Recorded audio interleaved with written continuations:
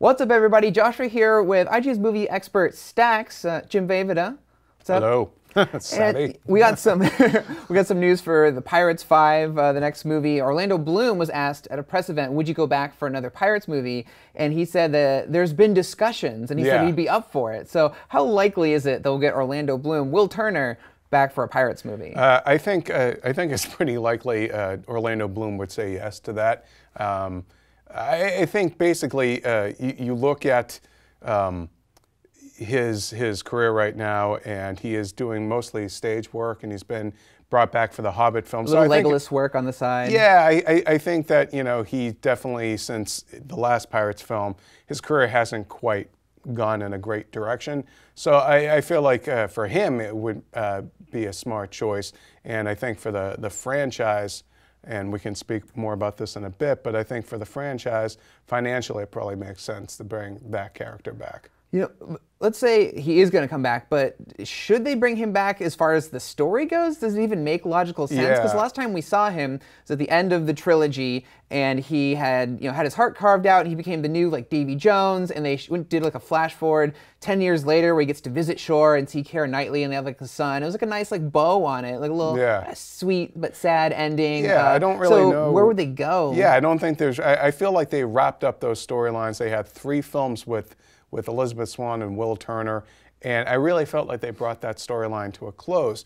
So you'd have to come up with a creative way to justify coming back to that. Clearly, you know, there have been enough years now since Dead Man's Chest, excuse me, the third film, their last time together, that 10-year, every 10-year thing kind of works for it. But I don't know. I feel like those characters had their arc, their story was told. I don't think creatively you need to bring them back, but I think financially it makes sense. Yeah, get the band back together. Because the fourth one, they didn't bring him back. It was just like Johnny Depp as Jack Sparrow with Barbossa off on like their own and kind Penelope of Cruz. And, yeah. And those 2 new characters that were introduced just didn't grab the public's imagination. The mermaid and Finnick from Hunger Games. Yeah, the preacher guy. And yeah.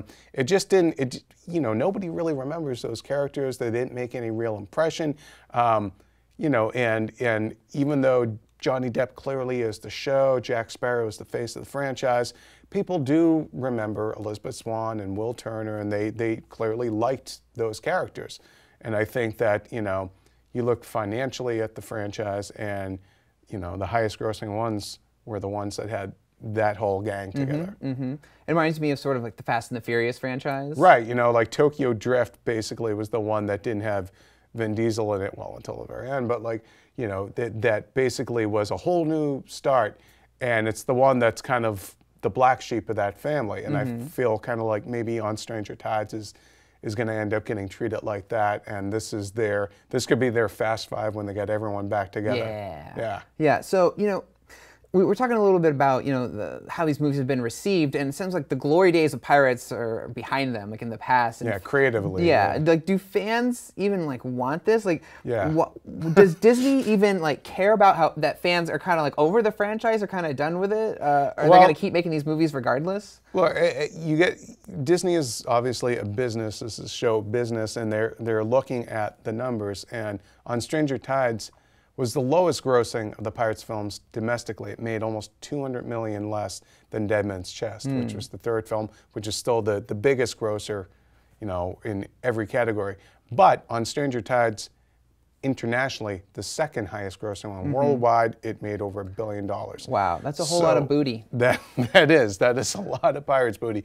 And I think what they're looking at is, they're looking at the numbers that those first 3 films made, and sort of the way the public reacted to those movies. And maybe by getting Will Turner back, and maybe Elizabeth Swann, Keira Knightley's character, you know, they'll create a sense of excitement and a sense of longevity for this franchise.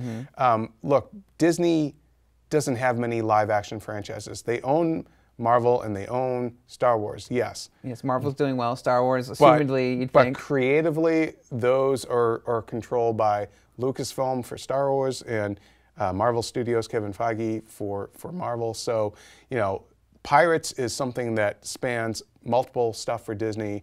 Theme parks, merchandising, they own it. You know, it's one of their really only live action franchise that they can bank on outside of, now they're trying to basically do live action retellings of their animated classics.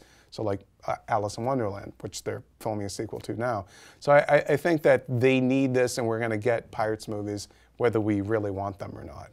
Oh, well, that's an interesting note to end it on. But there you go. That's what we think about Pirates 5. And for all things Pirates of the Caribbean, keep it locked to IGN.